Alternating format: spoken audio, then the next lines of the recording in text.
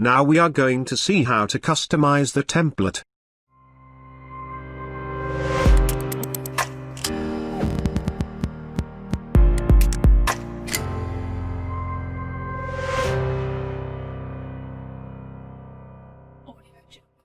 You can get free project file from the link in description. Only subscribed users can download this. Go to Logo Composition and insert your logo. Now press S to open scale, and we resize our logo so it looks good on our animation. Now we hide the logo by click on eye icon and go to Final Animation Composition. You can also change the light, according to your choice, by double-clicking on the spotlight layer. Now you just need to click on Color and choose the color you want.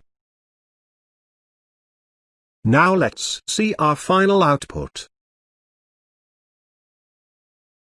I hope you create your own unique animation with the help of this template. See you in next tutorial, and have a great day.